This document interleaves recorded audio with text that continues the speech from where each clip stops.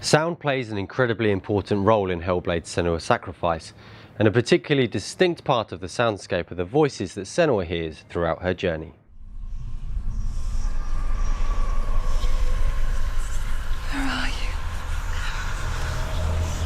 He's lost. He's lost. Save him. He's lost. You're not gonna find him. You'll never find him. Listen to you.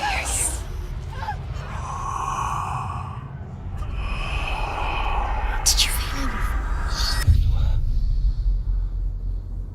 As part of Senua's experiences of psychosis, she hears voices, something that is very common with mental health difficulties and is experienced by huge numbers of people.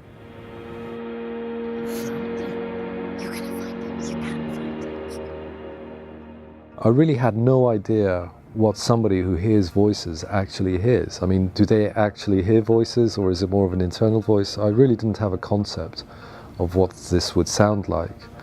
So we wanted to find out. I'm not gonna let him rot here! You're the one rotting here. Leave me alone! You will die here. No! And all your suffering will have been for nothing. We wanted to make sure that the voices the player hears are true to the types of experiences that voice hearers have. To do so, we reached out to people with first-hand experience, including a group at Recovery College East, the Voice Collective, Rachel Waddingham from Behind the Label, and experts in the field.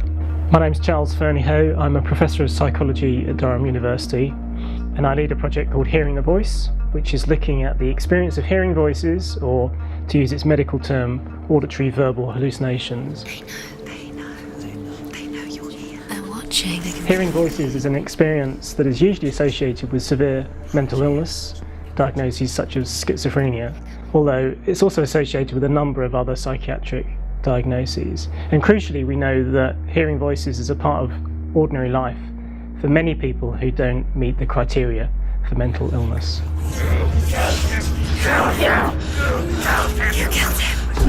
So when I first heard about the development of Hellblade and had a chance to engage with Ninja Theory about our research, I was really keen to do so because there's a huge problem of stigma associated with these experiences. They're misunderstood, highly stigmatized, and that problem is particularly acute with younger people.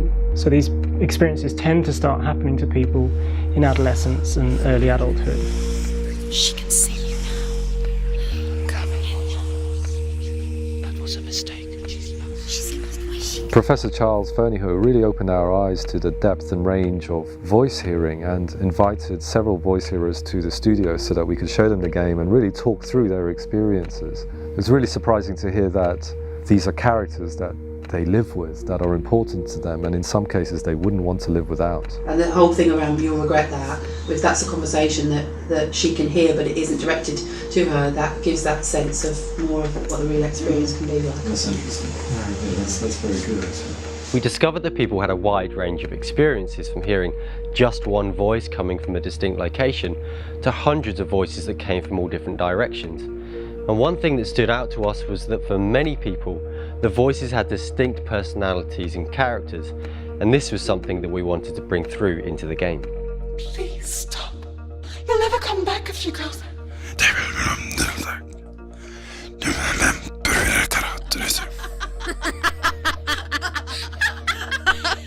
can't do it. You will die here.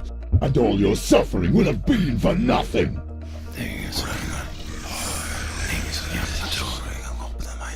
Binaural audio, where you can position the voices in space, reflects better what the voice hearers were telling us they heard.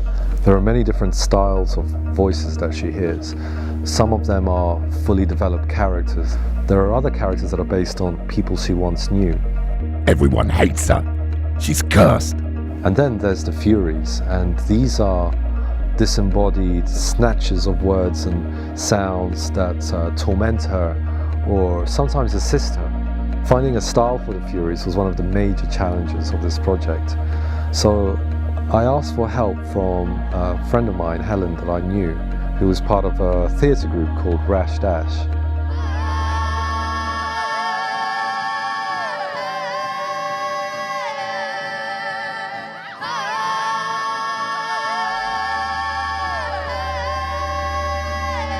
Helen came to the studio with Abby and Mark, and together we worked out how we could make these voices come to life around you. Based on the experiences of the voice heroes, it felt like the voices were far more complex, intertwining and chaotic than we originally envisioned.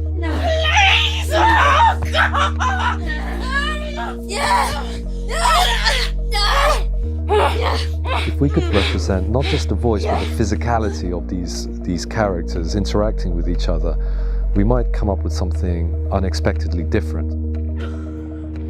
Oh, it's really hard not to follow the voices, that's so weird. The next job was to implement the voices in-game alongside the music and sound effects. This is the job of David, our Hellblade audio lead, working closely with Tamim. Una de las cosas importantes en el diseño sonoro de Hellblade es transformar lo que ves en lo que ve Senua y crear así un universo sonoro muy particular. Es una diferencia muy sutil, no es lo que se espera que tú escuches, sino es lo que Senua escucha.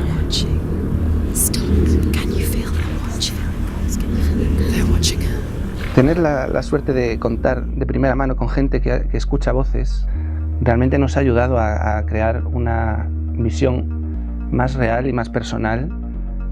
Una de las cosas que hicimos fue presentarles dos versiones de una misma sección del juego con diferentes diseños sonoros.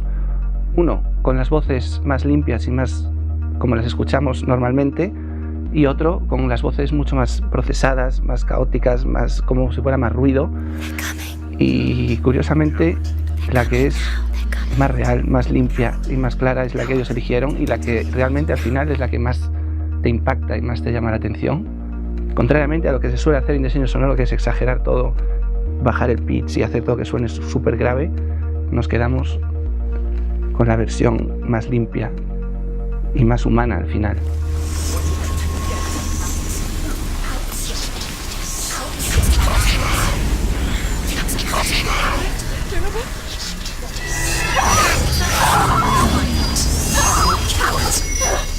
It's very hard to represent what this experience is like, partly because it's so varied, partly because it's such a personal, intense, emotional experience. It's testament to how Ninja Theory have been reading the research, listening to what the researchers are saying, but also crucially listening to the experts by experience, that what they've come up with is so compelling. It's by far the best representation I've heard of what these experiences are like. Yeah. Oh, that's not him in real life. It points to something important that I think games can offer, which is to let you live in the skin of someone else, someone who perceives the world very differently to most of us, and understand what they're going through in a way that no amount of reading about the subject can do. Our work on Hellblade sound continues, as does development across the game. We thank you for your support so far, and we look forward to sharing another update with you soon.